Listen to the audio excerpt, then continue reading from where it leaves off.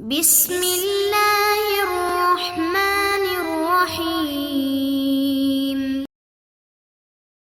السلام علیکم ورحمۃ اللہ وبرکاتہ۔ بسم اللہ الرحمن الرحیم۔ عزیز طلبہ، امید ہے آپ سب خیریت سے ہوں گے۔ ہمارا محموز کی گردانوں کا بیان چل رہا تھا اور ان کے صیغوں میں جاری ہونے والی تعلیلات ہم پڑھ رہے تھے۔ اس سے قبل ہم محموز کے 3 ابواب کی گردانیں اور تعلیلات پڑھ چکے ہیں۔ آج ہم چوتھے باب کی گردان اور تعلیلات کے بارے میں پڑھتے ہیں۔ ہمارا آج کا عنوان ہے محموز الفاء من الاستفعال، باب استفعال سے محموز الفاء۔ اس کی مثال صاحب کتاب نے الاستئذان دی ہے، جس کا مطلب ہے طلب الاذن، اجازت طلب کرنا۔ اس کی گردان دیکھیے، استاذن یستاذن استئذانا فهو مستاذن واستوذن یستاذن۔ اس طریقے سے مکمل گردان پڑھی جائے گی۔ آگے صاحب کتاب لکھتے ہیں لِتُقَصِّيَغُ هَذَا الْبَابِ وَأَبْوَابِ الثُّلَاثِيِّ الْمَزِيدِ فِيهِ جَمِيعًا عَلَى الصِّيَغِ السَّابِقَةِ۔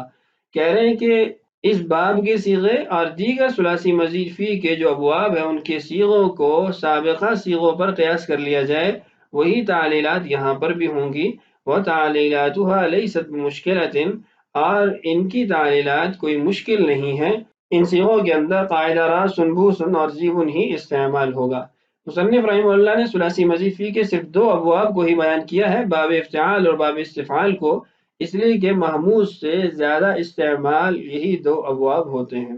اس کے بعد صاحب کتاب نے سبق کے آخر میں 2 فائدے ذکر کیے ہیں، کیونکہ صاحب کتاب نے جتنے بھی ابواب ذکر کیے ہیں ان سب کا تعلق محموز الفاء سے ہے، تو فائدہ کے عنوان سے صاحب کتاب نے محموز العین اور محموز اللام سے متعلق قواعد کو بیان کیا ہے۔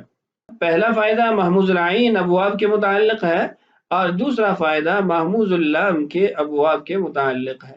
فائدہ نمبر 1 کا خلاصہ ذکر کر دیتا ہوں، اس کے بعد پھر انشاءاللہ عبارت پڑھ لیں گے۔ فائدہ نمبر 1 کا خلاصہ یہ ہے کہ ثلاثی مجرد سے محموز العین ابواب کے فعل ماضی کے صیغوں میں بین بینا والا قاعدہ جاری ہوتا ہے۔ مثال کے طور پہ سأل یسألو ہے، یہ محموز العین کے قبیل سے ہے، اس لیے کہ عین کلمہ کے اندر حمزہ واقع ہوا ہے۔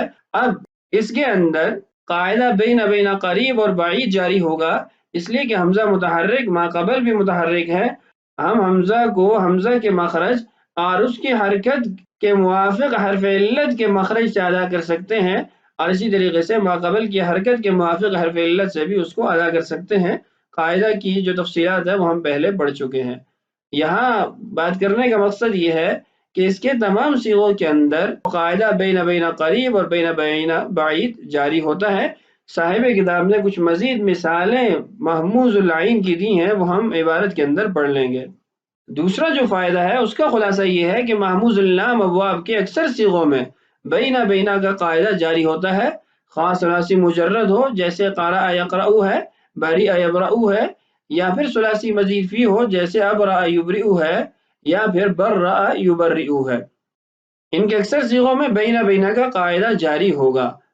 البتہ ماضی مجہول کے بعض صیغوں میں جوعنن میعرن والا قاعدہ جاری ہوگا، جیسے قرئ ہے۔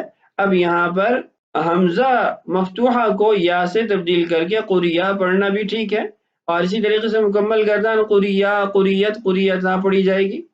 کبھی کبھی ماضی معلوم اور مضارع معلوم میں بھی جوعنن والا قاعدہ جاری ہو جاتا ہے، جیسے بریہ ہے اس کو بریہ پڑھنا، یبرئ ہے اس کو یبرئ پڑھنا۔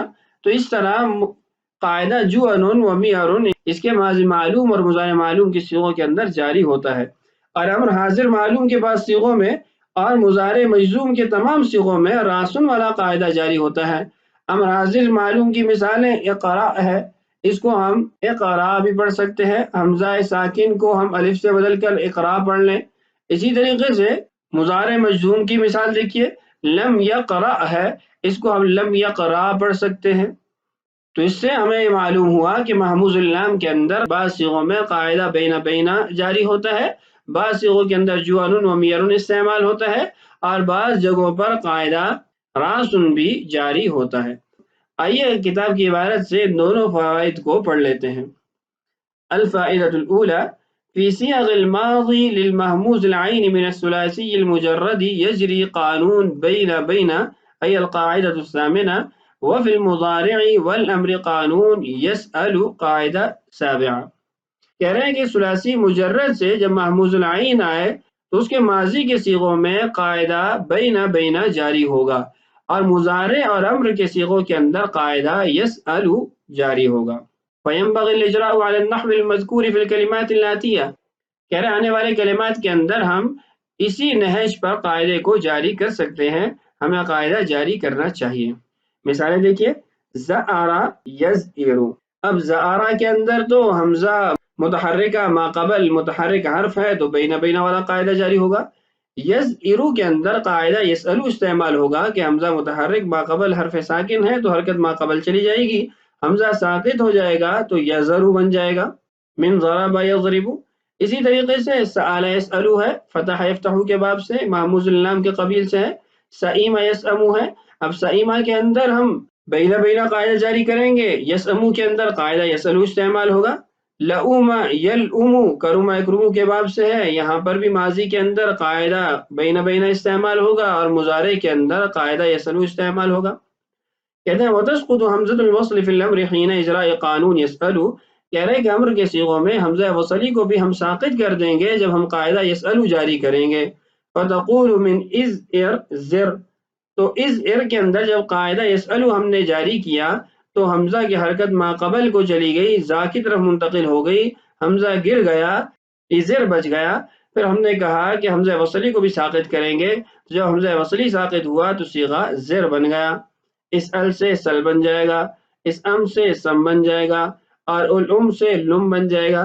وتصاریفها تکون ہکذا، اور ان کی گردانیں اس طریقے سے پڑھی جائیں گی، زر زرا زرو زری زرا زرنا، سل سلا سلو سلی سلا سلنا، لم لما لمو لمی لما لمنا۔